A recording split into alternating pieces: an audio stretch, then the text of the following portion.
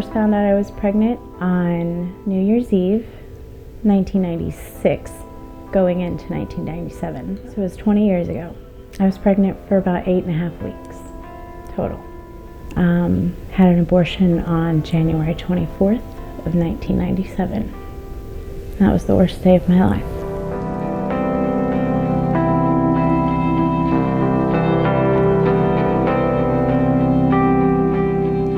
When I first found out I was pregnant, I pretty much assumed I was going to have a baby. We were going to have a baby. I was 19. I was sort of living with the guy. We didn't tell anybody. And then after he changed his mind and decided he didn't want to have a baby anymore, and things got ugly, things got different. He didn't really let me go home, so I couldn't really tell my parents. He changed his mind, and from there the pressure was on to not have a baby. Initially, when we found out, we were happy. We told my brother that he was going to be an uncle. Within a few days, all of that changed. From then, every conversation we had was, we can't do this. We can't have a baby. You can't have a baby. And it was, we have no other choice. We have to do this. When we got to the abortion clinic, there were protesters. And they were holding signs that said, God loves you and your baby. I remember being 12 years old and holding one of those signs across the street from Planned Parenthood right here. And then I had to walk through them. They seemed to be screaming at me. And we went upstairs and waited in the waiting room. We checked in and sat down. They were playing videos of how safe the procedure is supposed to be. I watched those for a while and I tried to think about the girl in front of me. Then when it was time to go back for the ultrasound, she confirmed that I was between 8 and 9 weeks pregnant and asked me if I wanted to see the ultrasound.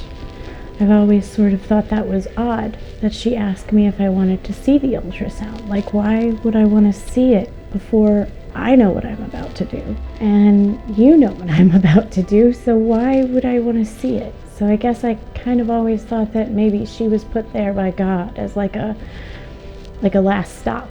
I looked at her and I told her, said, well, honestly, I don't want to be here. I don't want to do this. But I'm here with someone who drove me all the way here to St. Louis, basically, I guess, so that I couldn't just go home. Then it was time to go for the actual procedure. It didn't take 10 minutes.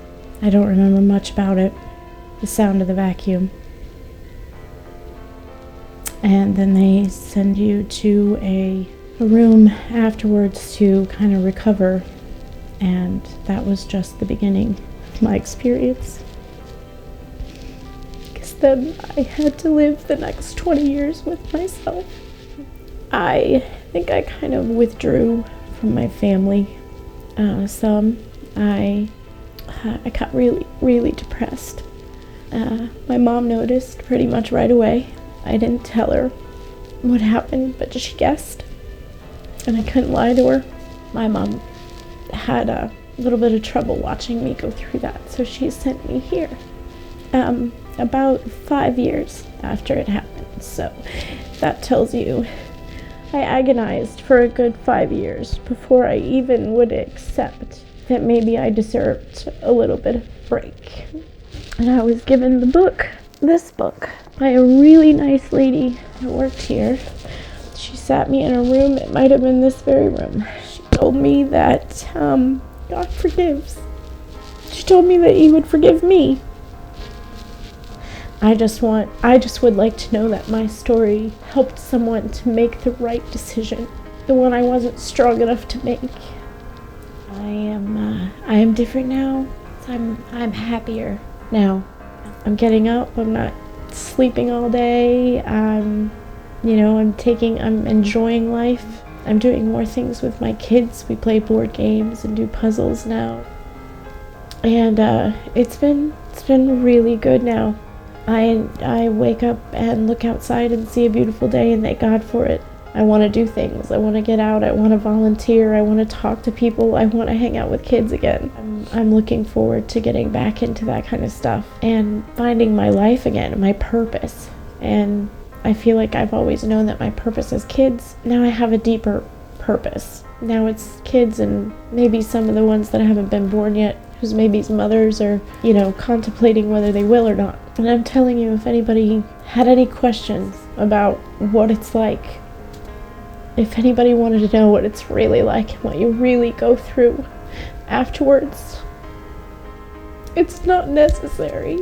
If I had told my parents, my life would be very, very different right now. It's not about anyone else. It's about you. It's about God. It's about a baby. It's not about you anymore. Having a baby is so much easier than this pain. But because of this, I want to do something. I want to hug women. I want to tell them that it's just about them. It's just about what they think and how God's going to help them. I want to tell them to go to their support system and listen to no one tell them anything negative. Just surround yourself in love and have a baby. It's just so much easier. I guess that's my message.